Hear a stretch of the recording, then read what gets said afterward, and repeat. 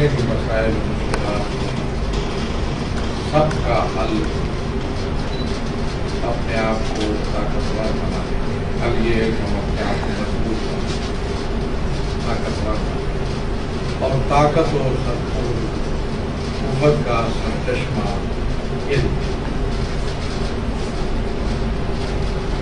علم کے ذریعہ اور علم کے نور اور اس کی توانائی کے اصول کے ذریعہ ہم پاکستان کے اندر جتنی بھی مشکلات ہیں ان پر قابو پا سکتے۔ ظاہر ہے آپ جانتے ہیں پاکستان کے اندر دہشت تکفیر ہے، تکفیر کا عمل رہا، اس کے نتیجے میں پھر لوگوں کی ٹارگٹ کلنگ ہوئی، ایک دہشت گردی عمومی نوعیت کی ہے جو ہر وقت دوسرے پہلوؤں سے ہو رہی ہے، ایک تکفیر کے نتیجے میں جو دہشت گردی تھی اور ٹارگٹ کلنگ تھی وہ بھی ہوئی، بڑی مشکلات کا سامنا رہا۔ اس کا حل کیا تھا اور کیا ہوا یہ الگ موضوع ہے، لیکن اس کا راستہ روکنے کی جو کوششیں مناسب تھی وہ ہم نے کی پاکستان کے اندر، دہشت گردی کو روکنے کی جو کوششیں تھی وہ بھی کی، اگرچہ اس کے لیے ہم نے کوئی مسلح راستہ نہیں اپنایا، اور میں اس میں بہت واضح اور ٹوک کہ پاکستان میں کوئی مسلح راستہ تشیع کے مفاد میں نہیں، دوسرے راستے آپ اپنائیں، مسلح راستے سے تشیع کا تعلق اگر آپ سمجھتے ہیں تو یہ نادانی ہے اور علم ممکن نہیں۔ بر صغیر کے اندر ایشیا اگر میں نہ کہوں محدود کروں تو بر صغیر کے اندر کوئی بھی مسلح جدوجہد کامیابی سے ہمکنار نہیں ہوئی۔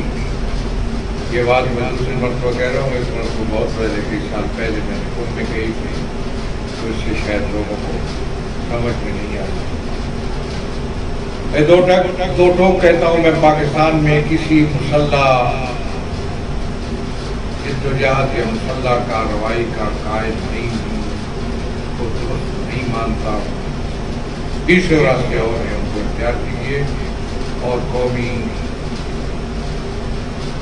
تحفظ اور قوم کی سالمیت کے لیے کام کیجیے، راستے ہیں، وہ راستے ہم نے اپنائے اور ان کے لیے سلسلہ بھی چل رہا ہے۔ اسی طرح تکفیر کا جو مسئلہ تھا اس کا بھی ایک راستہ یہ تھا کہ وہ یہ اگر کافر کہہ رہے ہیں، میں آپ کو کہتا ہوں تم کافر اور تمہارا باپ کافر، لیکن ایسی بات نہیں، انہوں نے اگر دیوار پہ کچھ لکھا تو میرے پاس اتنی قوت تھی کہ پاکستان کی ایک ایک اینٹ کے ان کے خلاف نعرے لکھے جا سکتے، میں نے وہ راستہ اختیار نہیں کیا، مجھے ضرورت نہیں، ضرورت نہیں ہے، جذبات میرے بھی وہی ہے جو آپ کے ہیں، لیکن یہ چیز قوم کے وقار کے منافی ہے۔ تشیع ایک باوقار مکتب ہے جس کو وہ یہ سمجھتے تھے کہ یہ کوئی محدود سوچ کے لوگ ہیں اور اپنی چند رسمیں رکھتے ہیں اور اس کے علاوہ ان کا کوئی رول نہیں ہے قومی معاملات میں، ملکی معاملات میں، امت کے معاملات میں۔ ہم نے اپنے عمل سے ثابت کیا کہ ہم امت کے معاملات میں اور قومی معاملات میں اور ملکی معاملات میں حراول اس وقت ہم مین سیٹنگ کے اندر موجود ہیں۔ اگر کہیں ربا کے خلاف فرض کیجیے کوئی کیس لڑا جاتا ہے تو جج اپنی خواہش کے ساتھ، اپنی پسندیدگی کے ساتھ ہمیں فریق منانے پر راضی ہوتے ہیں۔ جب ہم نے پیش کیا کہ ابھی فریق کے ہمارے وکیل پیش ہوئے تو انہوں نے کہا ان کو ضرور سنا جائے، ان کے پاس کوئی چیز ہوگی، یعنی دوسروں سے ہمیں ترجیح دینے پر آمادہ ہے کہ ان کے پاس کوئی ہوگا۔ ابھی میں نے یہاں طلبہ ہے یہاں بھجوا دیا ہے، سوال نامہ ہے اور مولانا کوشش بھی کر رہے ہیں، اللہ صاحب کوشش کر رہے ہیں، آپ دعوت کریں میں نے سفر کیا تھا، باتیں بہت سی ہیں، ایک بات پہ میں چلوں گا تو کہیں اور نکل جاؤں گا۔ میں نے ایک سفر کیا تھا یہاں پہ، میں ملا یونیورسٹیوں میں گیا، بہت لوگوں کے پاس گیا، آپ یہ سب جیسے سفر اختیارات ہیں، صرف مجھے ایک سسٹم چاہیے کہ میں اپنے ملک میں حکمران ہو سکتا ہوں، ہم حکمرانی میں رہے۔ مرکزی وزارت تعلیم ایک ارینجمنٹ ہمارے پاس تھی، جی بی کی حکومت ہمارے پاس تھی، وزیر اعلیٰ تاریخ جعفریہ کا تھا، اب اپوزیشن لیڈر تاریخ جعفریہ اپنا اسلامی تاریخ کا ہے۔ ہم حکومت میں آ سکتے ہیں، وہاں کوئی بھی حکومت میں کوشش کرے تو آ سکتا ہے، حالات بنائے کوشش کرے، اپنی کوشش کرے۔ ہم جب آئیں گے، میں نے کہا میں چاہتا ہوں کہ میں حکمرانی پہ آؤں، یا حکومت اگر مجھ سے پوچھے تو یہ سسٹم میں اس کو ہٹا کر اس کی جگہ پر دوسرا سسٹم لے آؤں تو میری آواز رسانی میں فرق نہ آئے۔ بات سمجھ رہے ہیں؟ سسٹم ہٹاتے سب کچھ ستیاناش ہو جائے، جیسے ایک مشین اٹھاؤ اور دوسری جگہ وہ مشین رکھو، مجھے وہ نظام چاہیے۔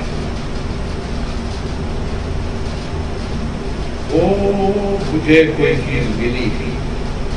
اب شاید مل جائے، کوشش جاری۔ کسی کو پتہ چلا تو اخبار میں میں نے خبر پڑھی، کس نمی دانت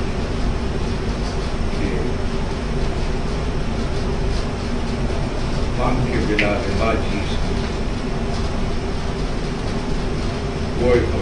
وہ کچھ تاثرات میرے لگتے تھے لیکن میں نے اظہار نہیں کیا۔ یہاں سے بہت سے حضرات کے میں نے جمع لگایا، پھر اس سفر میں شاید مشکل ہے تو میں بہت سے کروں گا، اور اس کو میں نے بھیجا ہوا ہے، نجف بھیجا ہے، گم میں بھیجا ہے، علماء خدا اس میں ریسرچ کریں، سوال نامہ ہے روا کے بارے میں، میں فیڈرل شریعت رپورٹ پہ پیش ہوں، مجھے ان کو ایک نظام اور سسٹم دینا ہے آج کل کے 21ویں صدی کا ماڈرن اور جدید صدی۔ ہم نے مقابلہ کیا تکفیر کا دوسرے طریقے پہ ہو سکتے، آج ہم مین سسٹم میں ہیں، آج تشیع مسند صدارت پر موجود ہے دینی مکاتب کے درمیان، اور جو گالیاں بکنے والے تھے وہ کہیں کسی زندگی کے ڈھیر پہ جا سکتے۔ یہ مقابلہ آپ نے کیا کہ آج وہ آئسولیٹ ہو چکے ہیں، ایک کنج میں جا چکے ہیں، ہم مین سسٹم میں جن کے بارے میں سمجھا جاتا تھا۔ میں نے واضح کیا لوگوں کا، میں نے کہا میں کوئی باطنی فرقہ نہیں ہوں، جانتے ہو باطنی فرقے پاکستان میں بھی ہیں جو اپنے عقائد کا اظہار نہیں کرتے، نہیں، ہم باطنی فرقہ نہیں ہیں، ہمارے عقائد واضح اور روشن ہیں۔ میں نے تشیع کا روشن چہرہ پیش کرنے کے لیے زندگی کا قصہ گزارا۔ اب کوئی مستند سنی، ریڈوی ہو، دیوبندی ہو، اہل حدیث ہو، ان کا مستند مدرسہ، مستند مسجد، بازاریوں کی بات نہ کرنا، کوئی بھی تشیع کے خلاف ان الزامات کو نہیں دہراتا جو آپ کے بر صغیر میں صدیوں سے چلائی جا رہی ہیں۔ اب کوئی نہیں کہے گا کہ شیعوں کا قرآن پر ایمان نہیں، اس لیے کہ میں جب بیان کرتا ہوں تو میرے بیان میں آیات کے حوالے ایسے ہوتے ہیں جیسے ان کے لیے کوئی آیات کی جو تطبیق میں کرتا ہوں تو ایسے لگتا ہے کہ وہ تعجب کر رہے ہیں کہ یہ بھی مفہوم، یہ تفسیر آیت بھی ہو سکتی ہے۔ اس سے اب کچھ پہ غور کرے گا ایک رات کو اس کا قرآن کی بات۔ میں ختم نبوت کی بات کو تو میں نے کہا مجھ سے پوچھتے ہو ختم نبوت؟ امامت دلیل ہے میرے ختم نبوت کے عقیدے کی، میں امامت کا قائل ہوں، مجھ سے تو کوئی سوال ہی نہیں کر سکتا کہ تم ختم نبوت کا کیا عقیدہ ہے، میں امامت کا قائل ہوں۔ امامت خلافت کو ہو سکتی ہے، خلافت دلیل نہیں بن سکتی، امامت دلیل ہے ختم نبوت، میں امامت کا قائل ہوں، لہٰذا وہ چیزیں میں اس انداز میں لے کر معاملات ہوئے، اور آج مین سٹریم کے اندر موجود ہے۔ تشیع کا ایک وقار ہے، مقام ہے، اور ایک ایسی ہے۔ یہ اور بات ہے کہ سازشیں بھی ہیں، سازشیں تشیع کے خلاف جو ہوئی تو میں فرماؤں آپ کو لمبی تاریخ ہے دوسرے درجے کا شہری بنانے کی۔ انہوں نے دوسرے درجے کا شہری بنانے کی کوشش کی تھی، ہم نے ہم نے آپ کو اپنے آپ کو پہلے درجے سے بھی اعلیٰ شہری ہونے کا ثبوت پیش کر دیا۔ اور میں آپ کو بتاؤں کہ میں فنی معاملات میں جاتا نہیں ہوں، لیکن آپ جائیے گا دفعہ 260 ہے آئین کا، پاکستان کے آئین کے اندر مسلم و غیر مسلم کی تاریخ موجود ہے، جس کے شامل کرانے میں شاید ہمارا بھی کردار ہوگا۔ وہ تاریخ دیکھو آئین کی، تو اس کا سب سے بہتر مصداق میں ہوں پاکستان کے اندر، سب سے بہتر مصداق اس کا مسلم کا شیعہ ہے۔ یہ میں نے کہا پاکستان کے آئین کو پاؤں تلے روکتے ہیں جو لوگ تشیع کے خلاف تکفیر کی بات کرتے ہیں، کوئی بھی باہر۔ اس لیے میں سمجھتا ہوں کہ مشکلات ہوتے تکفیر، دہشت گردی، تکفیر، لیکن اس وقت جو مشکلات ہیں وہ تشیع کے تعارف کی مشکل زیادہ ہوگی۔ تکفیر کا راستہ تو ہم نے روکا، لیکن ادھر سے دیکھا جو کیا شعر ہے بڑھ کے کبین گاہ کی طرف، اس کے حوالے سے ہم نے دیکھا کہ یہ تو اس گھر کو آگ لگ گئی، گھر کے اندر آگ لگی۔ مسخ کرنا، آپ کے ممبر پہ خرافات تھے، نوٹ کر لو ان باتوں کو، انحرافات تھے، لغویات تھے، کنفرم کرتا ہوں اس بات۔ ہماری کوشش تھی کہ تنبیہ کے ذریعہ، اصلاح کے ذریعہ، ہدایت کے ذریعہ ان کو سمجھایا جائے، بجھایا جائے، لیکن اب لغویات و انحرافات و خرافات سے معاملہ گزر کر الحاد تک پہنچ گیا۔ میں خود عینی شاہد ہوں، میں آپ سے نہیں سنوں گا کہ آپ فلاں ذاکر نے یہ کہا اور فلاں کہا۔ یہاں اہانت ہے کھلی الوہیت کی، توحید کی، اہانت ہے انبیاء کی، انکار ہے اللہ کا اور آل محمد کو الوہیت اللہ کہنا یا رب کہنا یا اس قسم کے دوسری خصوصیات جو ذات خداوندی کے ساتھ مختص ہے وہ کرنا، جلال والے کرام و فلاں فلاں، یہاں تک نوبت پہنچ گئی۔ میری مشکل یہ ہے کہ مجھے حکم ہے قولا لہ قولا لینا لعلہ یتذکر او یخشی اذهب الی فرعون انہ طغی۔ مجھے نرم بات کہی، میں نمائندگی ولی فقی کا مسئلہ، لیکن میں نے انہیں بتایا کہ میں طاقت رکھتا ہوں کہ اس مسئلے کو چند دنوں میں ختم کر دوں، پھر تم کہو کہ کھڑے ہو کر کہ یہ ہماری مجلس کیوں الٹی گئی۔ میں تو اب بھی مجھے خوف ہے، اب بھی مجھے خوف ہے کہ چلتے چلتے کوئی شخص اٹھ کے کسی مجلس کو الٹ نہ ڈالے اور پھر وہ کہیں گے یہ ہوا۔ تحریک کے آغاز میں 2 مجلسیں الٹی تھی، 20 سال تک کسی ذاکر کو جرأت نہیں ہوئی غلوم بکنے کی اور تشیع کے حقائق کے انحراف۔ آپ آئے ہیں مراکز علم میں بیٹھے، یہاں میرے ملک میں بر صغیر میں تشیع بلائی ہے، عقیدتی، میں اس کی نمائندگی کرتا اور انہیں کے حقوق کا تحفظ کرتا، لیکن تشیع بلائی اور عقیدتی غلو کی حد تک آئے گا تو میں اس کو روکوں گا، الحاد تک آئے گا تو میں اس کو روکوں گا۔ یہ ٹھیک ہے وہ فقہی لحاظ سے نہیں جانتے، ازادار ہیں، محب ہیں، اور ازاداری کے حوالے سے جو میرا موقع پر بڑا بات ہے، ازاداری سے شہداء میں کوئی کسی اجازت کو ضرور نہیں سمجھتا، اجازت لینا غلط، اطلاع دے سکتے ہو، اجازت نہیں لیں گے آپ، جتنے بھی ادارے بنا دو $2 نہیں ہوگا۔ پھر یہ ہے کہ مجلس اعضاء کے تحفظ کے لیے جو میں بات کرتا ہوں اور مجلس اعضاء کے تحفظ کی جو قربانی ہوگی وہ پاکستان میں طے کروں گا کہ کتنی قربانی ہوگی، میں کسی پوچھوں گا۔ اور پھر مجلس اعضاء کے حوالے سے میں سمجھتا ہوں کہ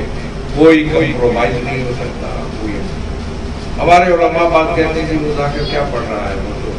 خرافات ہے اور گناہ ہے، تو آپ اس کی کیوں تعلق کرتے ہیں؟ میں نے کہا میں باہر ہوگا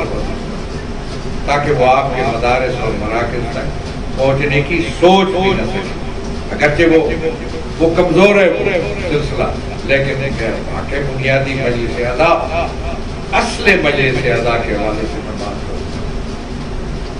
یہ صورت ہے۔ اس لیے میں سمجھتا ہوں کہ ہمیں وہاں ضرورت ہے ایک تو قوم کے شعور کو بیدار کرنے، ہر پہلو تشیع کے تعارف، صحیح تعارف تشیع کا بنیاد، اس کے تشیع کے حقائق کو بتانا، اور اس سے بڑھ کر جو مسئلہ میں کہتا ہوں، شاید آپ اتفاق کریں یا نہ کریں، میرے لیے سب سے بڑا مسئلہ ہے فرہنگ اسلامی، اسلامی تہذیب کا تحفظ۔ میری نسلیں جو ہیں وہ غیر اسلامی تہذیب کی زد میں ہیں، اور غیر اسلامی تہذیب اتنی خطرناک ہے، اس کی بھیٹ چڑھ گئی میری نسلیں تو ان کے اندر عقائد کا وجود برقرار نہیں رہے گا۔ تہذیب کو مضبوط کرنے سے عقائد بھی مضبوط ہوتے ہیں۔ اسلامی تہذیب کیا ہے، اس کی نقوش کیا ہے، خط و خال کیا ہے، میں آپ کو اگر لے چلوں کہ دنیا کے اندر تہذیبیں کتنی ہیں، میدان زمین پر عملی طور پر کتنی تہذیبیں موجود ہیں کائنات کے اندر، عالم میں، پورے جہان میں، اور کون سی تہذیب کے کیا خصوصیات ہیں، اسلامی تہذیب کی خصوصیات کیا ہے، اس پہ ریسرچ کیجیے۔ میں مجملاً کہتا ہوں کہ اسلامی تہذیب کی کو پھیلانا، اس کی حفاظت کرنا، اگلی نسلوں کو محفوظ رکھنا، یہ ہماری سب کی ذمہ داری ہے، اور اس کے لیے میں سمجھتا ہوں کہ علم ہے۔ میرے دوست ساتھی بھائی جاتے ہیں پاکستان کے اندر تو میں تھوڑی پریشانی یہ ہوتی ہے کہ وہاں جا کر پھر وہ مطالعے سے گریز کرتے ہیں۔ یہاں جتنا بھی پڑھا، جس حد تک پڑھا، اس پڑھے کو برقرار رکھنا، اس کو آگے بڑھانا، اپنے علمی معیار کو، معارف اسلامی کو زیادہ کرنا، یہ آپ کی ذمہ داری ہے۔ پاکستان میں اس بات کی ضرورت ہے، مطالعہ یہاں بھی کیجیے، اپنے معارف اسلامی کے ذخیرے کو وسیع کیجیے، پاکستان میں بھی جائیے تو وہاں بھی مطالعے کیجیے۔ اوصیکم بتقوی اللہ ونظم امرکم، یہاں بھی برنامے کے ساتھ ٹائم رکھیے، آپ ٹائم کے مطابق جو ہے، بہت سی مصروفیات ہیں، دوسری بھی ہیں، زندگی مصروفیات ہیں، لیکن نظم ہونا چاہیے۔ نظم کے ساتھ آپ کامیاب ہو سکتے ہیں، اور اگر مطالعہ رکھتے ہیں تو آپ کے مدارج بڑھتے رہیں گے، پھر آپ ایک حد تک رک نہیں جائیں گے، رکنا بھی نہیں چاہیے۔ اور پھر اچھے اخلاق کا ہونا بہت ضروری ہے۔ انتہائی لوگ بڑی زیادہ امیدیں رکھتے ہیں علماء سے، لیکن عام اخلاقی صورتحال علماء کی بہتر ہونی چاہیے، باہمی رویے، ایک دوسرے کا احترام، لوگوں کے ساتھ برخورد، لوگوں کے ساتھ اچھا پیش آنا، اپنے محلے میں، اپنے قوم میں، برادری میں، گھر میں اچھے رویے رکھنا جو ہے میں سمجھتا ہوں بہت ضروری ہے۔ اخلاق کا ہونا بہت ضروری ہے۔ ہمارے بزرگ تھے مولانا سید غلام علی شاہ صاحب مرحوم، ان کو وکیل مطلق بنایا تھا علماء سید محسن حکیم۔ آغا محسن حکیم مرجع الاخلاق تھے اپنے دور میں، اور وہ اس سے پہلے تو آغا بزرگ کے بعد، آغا بزرگ کے بعد، اور اس کے انہوں نے پھر خط لکھا تھا کہ آپ طلباء کو پڑھائیں۔ وکیل وکالت مطلقہ میں تھا کہ طلباء کی تکثیر کریں، زیادہ کریں، لیکن طلباء تک اخلاق حمیدہ رکھنے والے۔ اس حد تک بس نہیں کیا کہ ایک جملہ کہا کہ طلباء اخلاق حمیدہ، اچھے اخلاق والے ہوں، ورنہ ان کا نقصان نفع سے زیادہ ہے۔ بہت بڑی بات ہے مرجع الاخلاق نے کہی ہے کہ اگر اخلاقی کمزوری ہو طالب علم میں تو اس کا نقصان ہے، نفع نہیں۔ تو لہٰذا ہمیں نفع بخش بننا چاہیے، ہمیں قوم کے لیے نقصان کا سبب نہیں بننا چاہیے۔ اتنی عمر زندگی گزاری، اتنی محنتیں کی، کوششیں کی، کام برداشت کی، تو اس سلسلے میں سمجھتا ہوں کہ ہمیں اپنے اخلاق، اور یہ اخلاق کوئی ایسی چیز نہیں ہے کہ ہم پیک شدہ بازار سے لے لے یا کسی مارکیٹ سے مل جائے، یہ خود اپنی کوشش کا نتیجہ ہے، اپنے آپ کی تربیت، اپنے سرکش گھوڑے کو لگام دے کر رکھنا، اور ایکسرسائز جسے کہتے ہیں، جیسے ورزش کرتے ہیں لوگ اپنے کھیلوں والے، اسی طرح ہمیں اپنے اخلاق کو درست کرنے کے لیے ایکسرسائز کرنی چاہیے، جسے آپ کی زبان میں ریاضت کہتے ہیں۔ ریاضت کے ساتھ اخلاق آتے ہیں، ریاضت شدید ہونی چاہیے،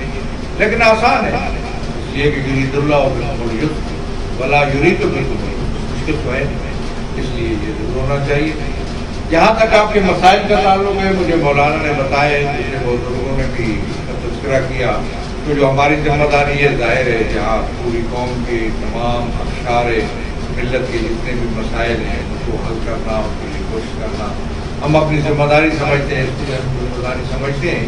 اس کے لیے کچھ طریقہ کار ہے، ہم دیکھیں گے جو بھی ہمارے بس میں ہوا، حساب میں ہوا، وہ کام یقیناً ہوگا۔ ہم جو کہتے ہیں کہ اس پہ زود یا بدل حالات کے تقاضوں کے مطابق عمل ہوتا ہے، اس زبانی بات نہیں ہوتی، بلکہ وہ عہد ہوتا ہے کہ ہم اس میں انشاءاللہ عمل کریں گے اور کوشش کریں گے کہ یہاں کے طلبہ کے مسائل مشکلات ہیں ان کا بہت بہت شکریہ۔ ہمارے لا جن مرحومین کے لیے ہم نے فاتحہ خوانی کی ہے، ان کو اعلیٰ علیین میں مقام عنایت فرما، اہل بیت طاہرین کے سائے میں محفوظ، اللہ پسماندگان کو صبر جمیل و اجر جزیل عنایت فرما، تمام حاضرین کو شر شیطان شر دشمنان سے اپنے اقدامات، سب کی پریشانیاں دور فرما، اعلیٰ علمی مدارس کے حصول میں باراللہ کی خاص مسرت فرما، تمام حضرات کو اپنے مقاصد میں، اپنے اہداف میں کامیابی و کامرانی عنایت فرما، قوم میں، ملت میں، ملک میں جا کر خدمت کا زیادہ سے زیادہ موقع عنایت فرما، طاقتوں اور توانائیوں میں استحکام عنایت فرما، اتحاد و اخوت و برادری ہر راج کی نعمت سے مالا مال فرما، تشیع کو، عزاداری سید الشہداء کو سرفرازی اور سربلندی رہے، دشمنوں کے عزائم ناکام بنا، دلوں میں جو حاجات ہے تو علی مرتضیٰ سے منظور ہے پوری فرما، ہم سب کی توفیقات خیر